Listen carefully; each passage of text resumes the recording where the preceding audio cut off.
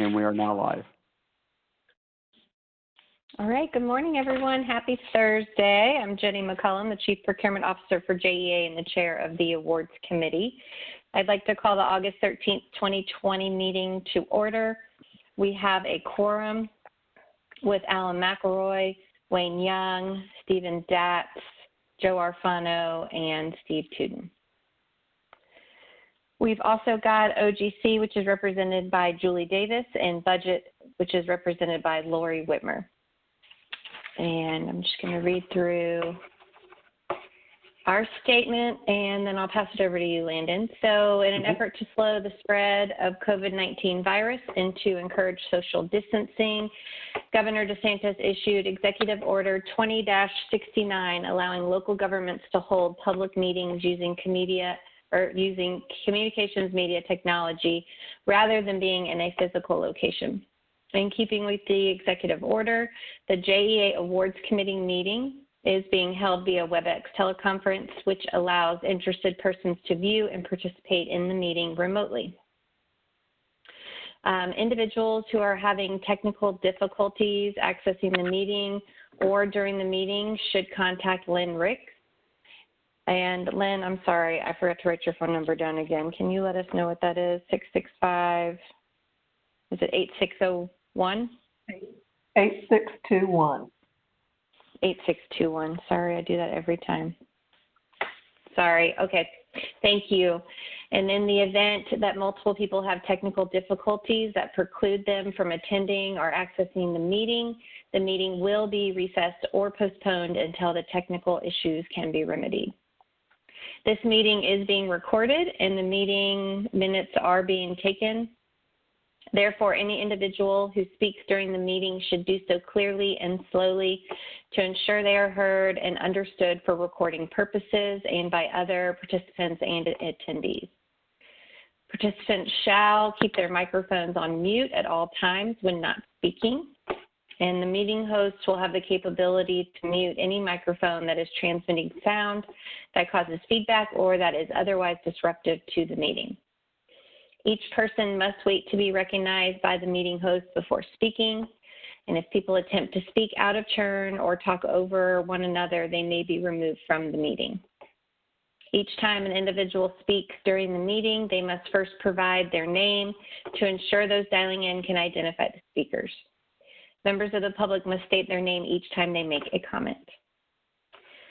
So for all of the Awards Committee meetings, the public comment portion occurs at the beginning of the meeting, and all public comments should pertain only to the items on this agenda and are limited to 3 minutes in duration.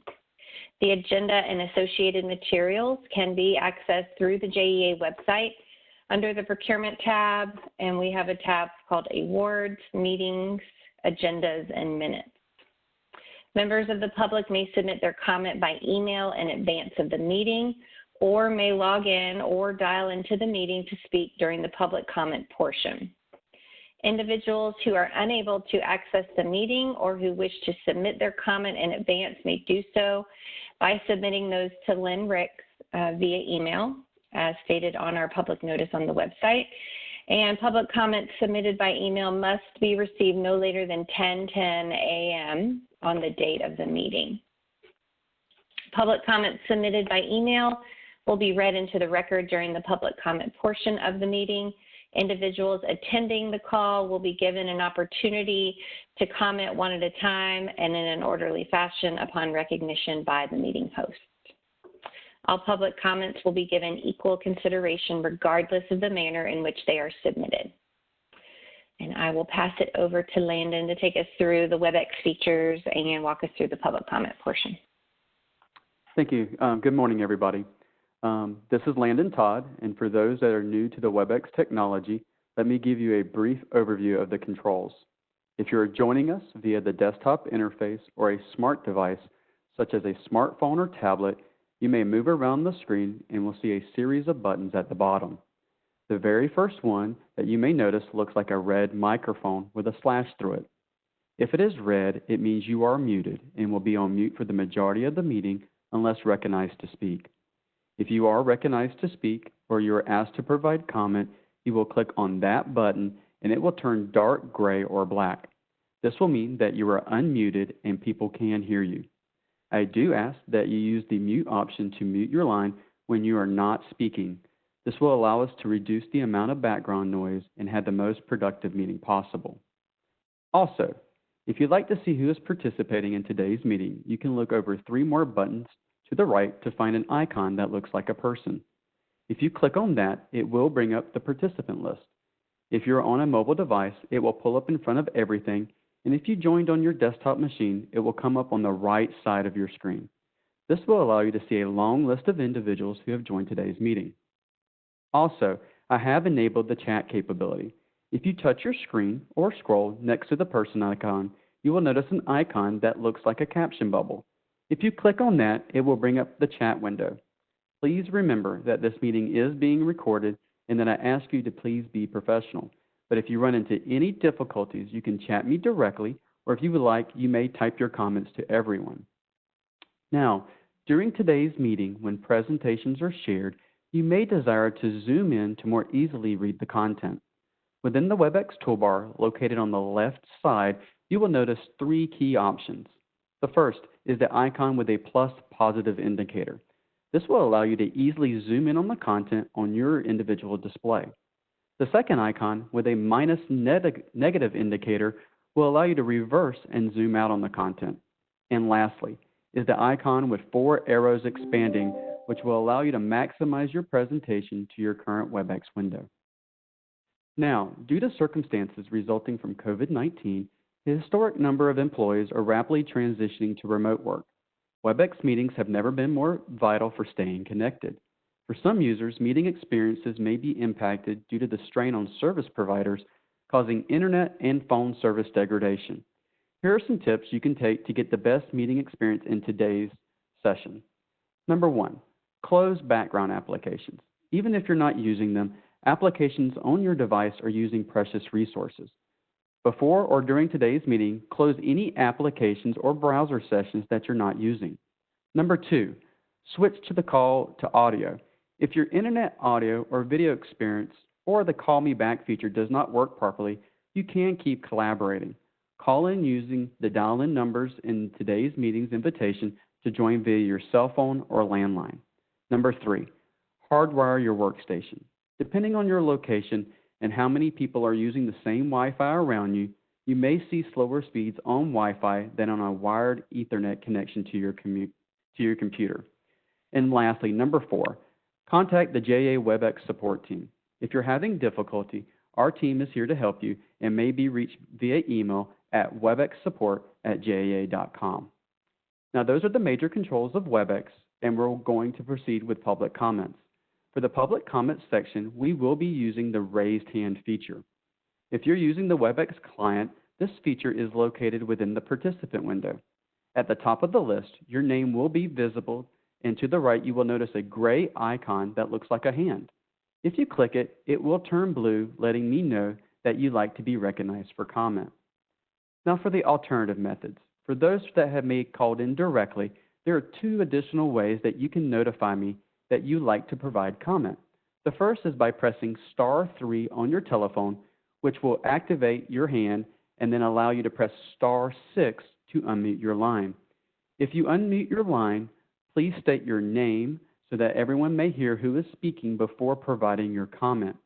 Now, as we go through this meeting, I am the moderator and have the capability to mute everyone's line.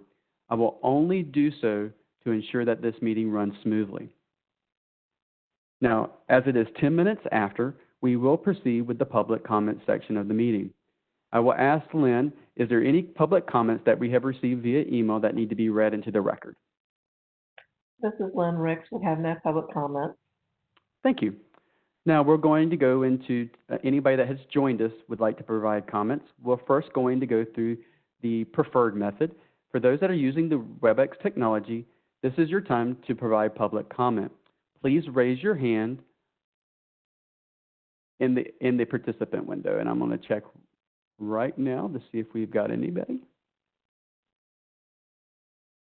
Okay, for those that have called in directly, and it looks like we do have one user that has called in directly, if you would like to provide comment, press *3 on your telephone or *6 to unmute your line. Okay? If anybody is unable to do either the preferred or alternative methods, you may type into today's chat window to send a message for public comment.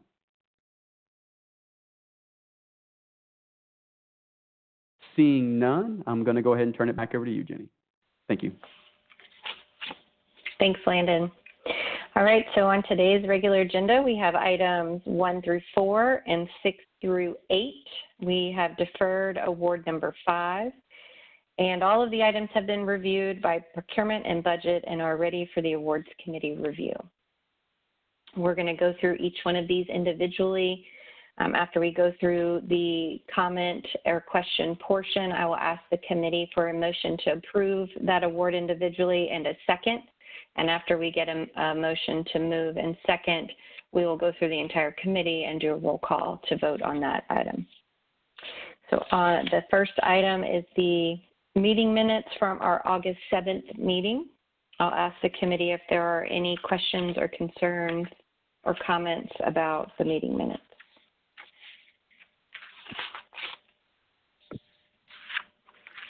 All right, seeing none, I'll ask for a motion to approve the meeting minutes from August 7th, 2020. Steve Tootin, motion to approve. Thanks, Steve. Can I get a second? Joe Arpano, second. Thanks, Joe. I'll do a roll call through the entire committee. Steve Tootin. Approved. Joe Arfano. Approved. Stephen Datz. Approved. Alan McElroy. Approved. And Wayne Young. Approved. Thank you. Award number 2, this is an emergency award. This is for COVID-19 safety and wellness services. So the work is to be performed will be for pre-work temperature checks and COVID-19 questionnaires for the crews in the field. And the company will also begin an employee screening tracking program that will include monthly reporting and tracking for those being screened. This is a partial ratification. These services began in July when we initially completed an administrative increase to the existing Unified Health Services Industrial Performance Program contract. And what we've done is we've reversed the administrative increase for those services under the contract and pulled that into the spend in this emergency award after consultation with OGC. So this is a 5-week ratification in the amount of $42,500. So the total award amount is, again, the recommended awardee is Unified Health Services, and the award amount is $187,000. And this will take us through December 31st of 2020.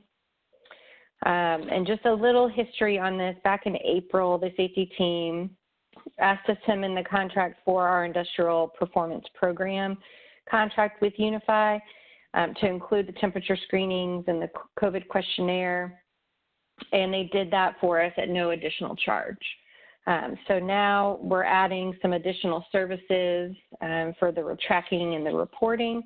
And so we're going to pull, all of this out and pull this into the emergency award. We are also going to give ourselves some time through the end of this year to evaluate the need for this going forward. If we need to continue this, we will bid this out with all the services and kind of get a good idea of what we need for the calendar year for 2021 and see if this is something that we're still going to need help with. So I will stop there and ask the committee if you guys have any questions or comments. Just note quickly that the hourly rate is $50 an hour and deemed reasonable as when we're looking at their normal services that they supply and the type of person that's going to be doing this work. So Jenny, this is Steve Tootin. I just have a question. So speaking, from a personal standpoint, the people that greet us and test or like take a temperature in the tower, either in the lobby, they're Unified Health Services employees? Paul, do you want to comment on where all these people are deployed? Because I know that security helps us with some stuff as well. But Paul, are you on the line? Do you want to comment? Yeah, good morning, Jenny, Paul. Yeah, we do have some help from utilizing some of the guard services, and the ones in the tower are actually with WorkSpend. Okay, thank you. Yeah, so we're kind of a blended approach. Thank you.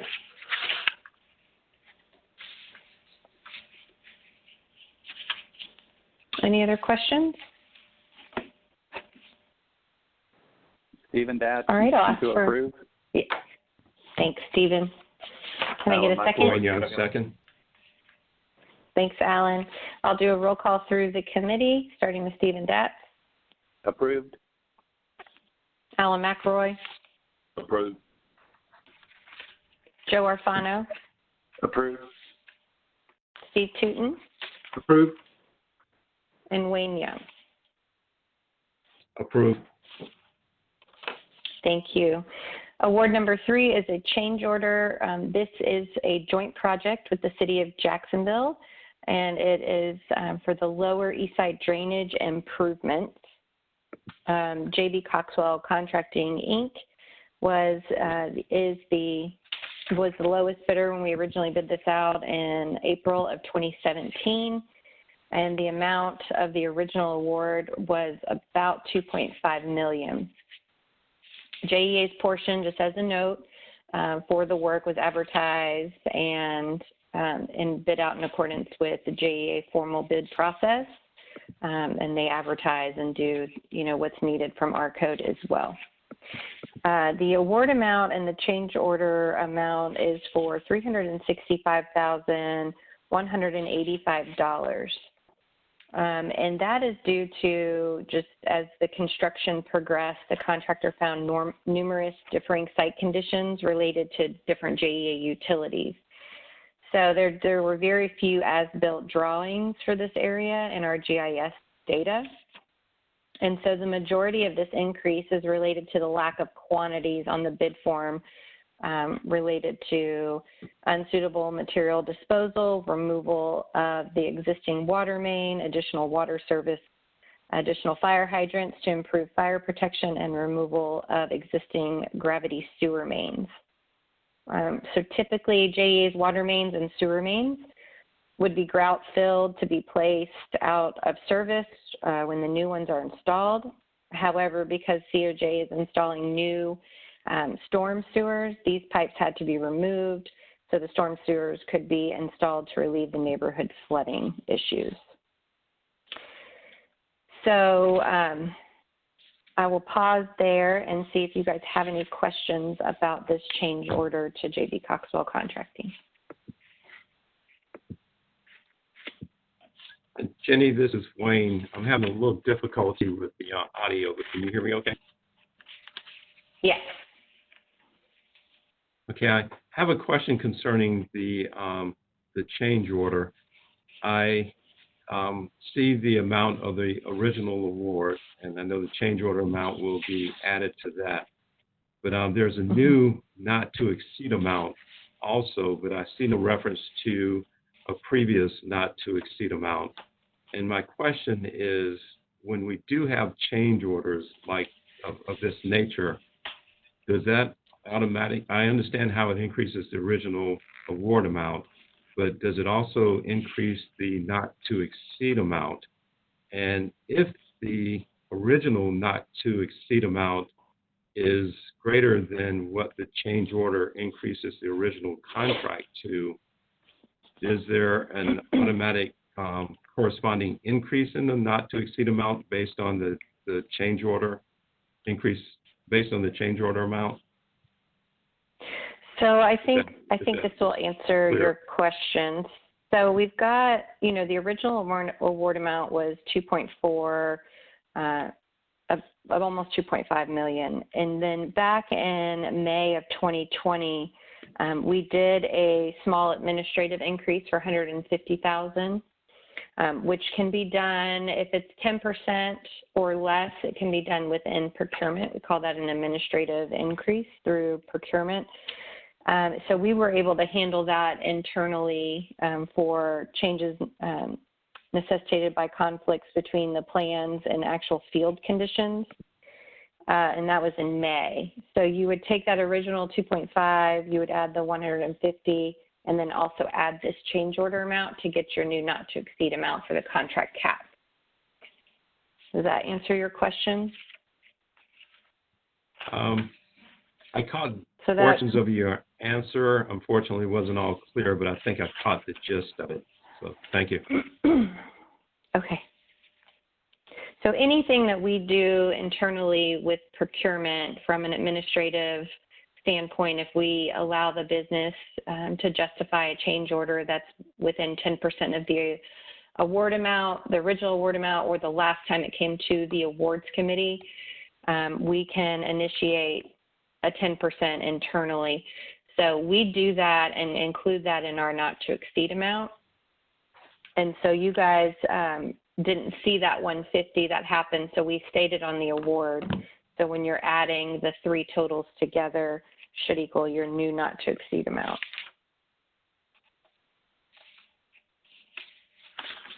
Are there any other questions or comments?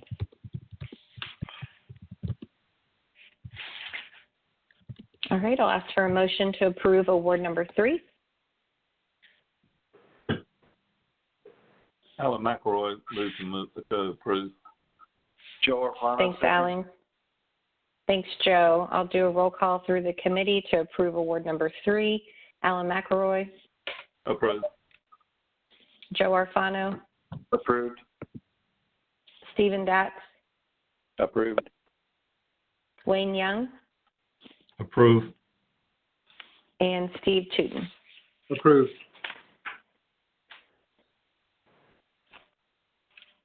And Wayne, if there's at any moment you can't hear what's going on, you need us to recess, let me know, okay, if your volume starts to act up again. Okay, thank you. I am going to call in on my cell. Okay. All right, so award number 4. This is a sole source award, and this is for NGS Unit 2 Simulator Replacement Project. So JEA previously competitively bid and awarded a turnkey replacement simulator for Unit 2 at Northside, and that was for circulating fuelized boiler. So during the performance of the project, we noted there were some value-added services that could be provided by the simulator designer, which is WSC Inc. And the additional services and scope of supply can only be provided by them since they're doing this. They originally installed the equipment and they're the manufacturer and the awardee from the original award. But since this wasn't included in the original scope, we're calling this a change, or we're calling this a sole source, which from definition, can be done, if you've competitively bid it the first time and you need to add those services, and they can only be done effectively and efficiently by the one who was competitively bid to the first time. Just as a note of background, the original award was approved by the awards committee in October of 2019 in the amount of $496,100. And the amount that we are going to sole source to WSC Inc. is $59,600 for this additional value add service. We're adding some licenses, some training lessons for simulations, for placing various equipment in operations, and a 3-day training course on site is what that additional funding will cover. So I will pause and ask the committee if you guys have any questions or comments.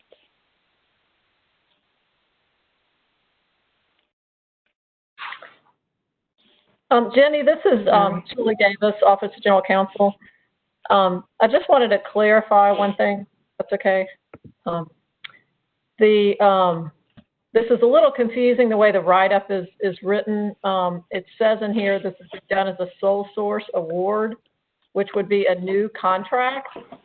But there's a sentence in the descriptions that says that the additional scope will be implemented through a change order.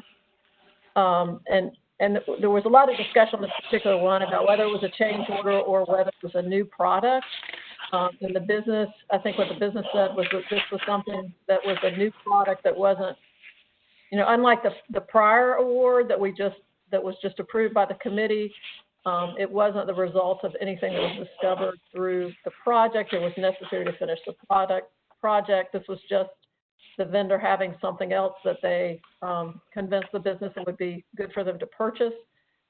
So I just want to make it clear it won't be implemented as a change order. It will be a new contract, a new sole source contract. Yes, thank you, Julie. That sentence we meant to take out through all the different revisions that we did on this one. But you are correct. This is going to be a separate contract. We'll refer to the original terms and conditions and use those with the vendor that were already established with the first contract, but you'll see that the award amount is just for these services. It's not going to be a change order adding it to, the original award amount, which was about $500,000. So they will be separate, but we'll reference them so that they know they go together, and the terms and conditions will be the same for each of the contracts. Thanks for that clarification, Julie.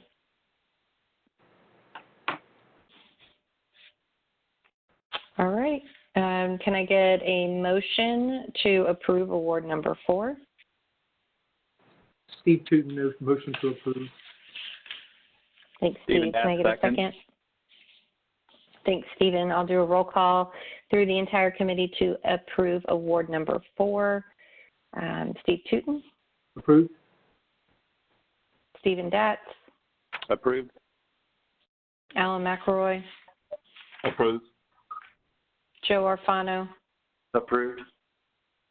And Wayne Young?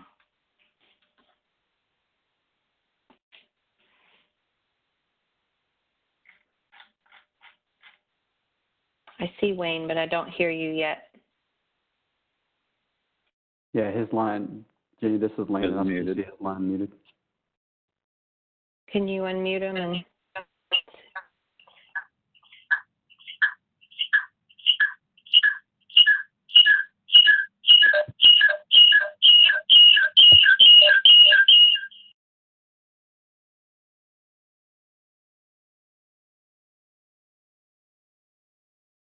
Wayne, you're now unmuted. Okay, approve.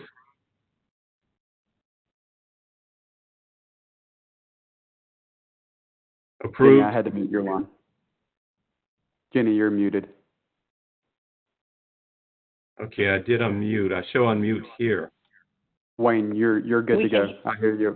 We can hear you now. Thank you. Okay. Did you hear all that okay, Wayne? I did. Okay. Thanks. You're welcome. All right, award number 6. This is a contract increase. This is for construction management at risk, so our CMAR services for the Southwest Water Reclamation Facility expansion. So this original award was for Garney Companies, Inc., and we had brought that to the awards committee in December of 2019 in the amount of $704,000, $232.00, and that was for pre-construction services for Garney to start that work. And we are bringing a contract increase to the committee in the amount of $2,789,909. And what this is for is this is for the ultraviolet, so the UV disinfection equipment of the procurement for that equipment. So the design for the UV system is not yet at the 60% design stage, but due to long lead times in this equipment, JEA is requesting an early guaranteed maximum price for the equipment now that the equipment, or once the equipment was selected.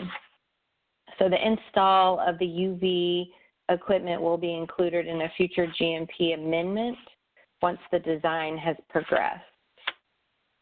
And I'll just note the negotiated price for the award amount is approximately 12% below the estimation, just due to negotiations between Garney and the equipment supplier. So we had some success there. And so for some of these types of awards, you'll see them come back to the committee multiple times. So for this one, it's the equipment. When we get to a 60% design, we'll come back with a final GMP. And at that point, we will have the opportunity, if we're not making progress, we can use off-ramps at 60% and decide to terminate the contract. You guys saw one of those come through in the last couple of weeks. But we have some options, but we take these through typically the pre-construction, and then it'll come back for the GMP around 60% design. This one you're going to see again because we brought this equipment purchase to make sure that we can get the equipment ordered and in time to not delay the project with the long lead times. So I will pause and ask the committee if you guys have any questions.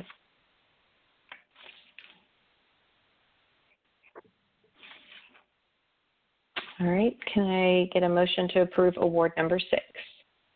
Alan McElroy, move to approve. Thanks, Alan. Stephen Dash, second. Thanks, Stephen. I'll do a roll call through the committee to approve award number 6. Alan McElroy. Approved. Stephen Datz. Approved. Joe Arfano. Approved. Steve Tootin. Approved. And Wayne Young. Approve. Thanks, Wayne. All right, award number 7. This is a change order for SJRPP decommissioning services. Aptum Environmental and Infrastructure is the awardee, and the amount of this award for the change order is $1,764,500. So this will be the 3rd change order to this project. We've got backups with the packet on the first 2 change orders, but just some history here. The awards committee approved back in August of 2017 to CB&I Environmental and Infrastructure in the amount of $6,082,658. So it just is noted that during the contract execution, CB&I provided documentation regarding their environmental and infrastructure services business unit sale and reincorporation as Aptum Environmental and Infrastructure, which is owned by Veritas. So that is who the contract is made out to. So that's who the awardee is going to, or who this is going to. The 2 previous change orders were processed. One was about $6 million in May of 2018, and one was about $2.25 million in December of 2018, and those were for continuation of the decommissioning services. And the previous change orders are attached as backup. The change order is to provide project management and oversee the project through the revised schedule for demolition completion by September of 2020 and remediation completion by November of 2020. So this is a schedule that has been revised and includes, the change order amount includes the completion dates of the site as well as hours for the demolition of conveyor and hours for closure of the active landfill. And then we noted on here that the work being performed under this contract will be reimbursed by 20% by Florida Power and Light, since they were joint owners of that plant. So I will open it up to the committee for questions or comments.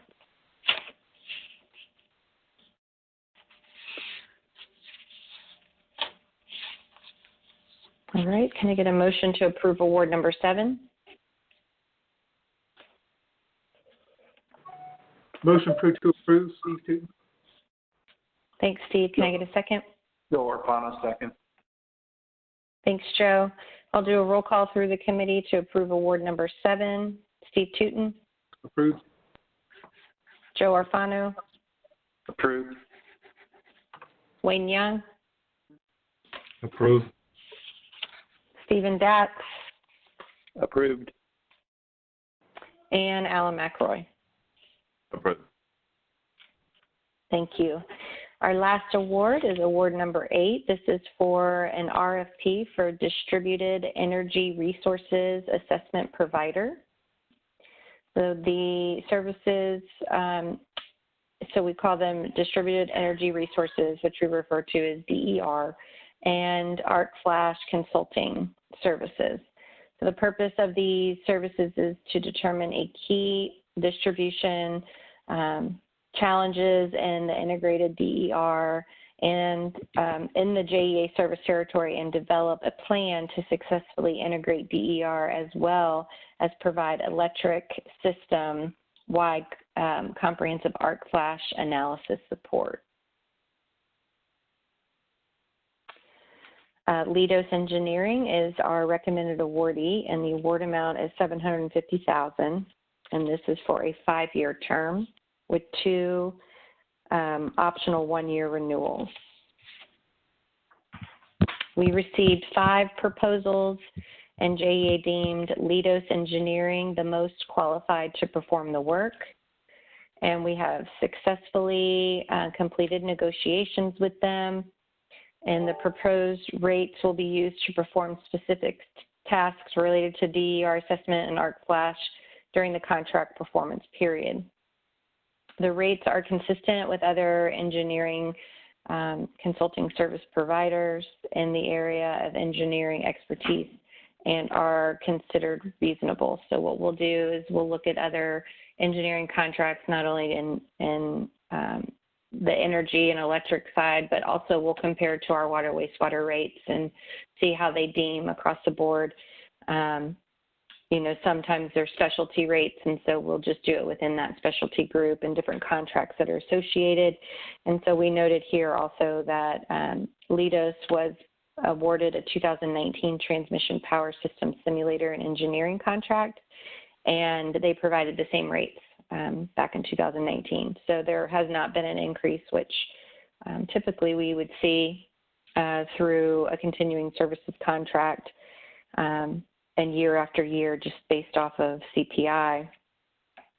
So they held their rates from the contract in 2019, and then the rates for this contract are fixed for the first year, but are subject to an annual price increase, as discussed, and we have capped that at 2.5% annually.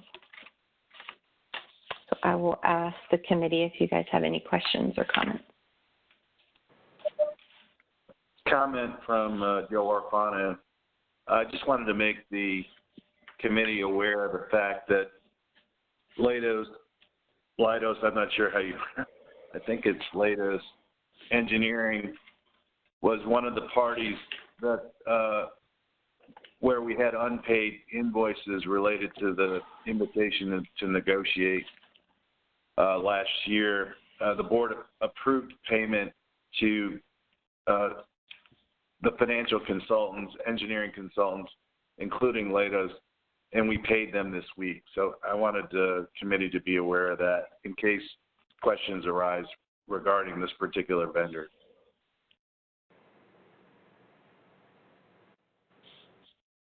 Thanks, Joe. Are there any other comments or questions?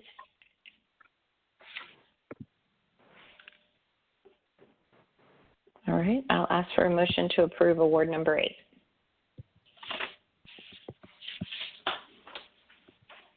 Joe Arfano, so moved.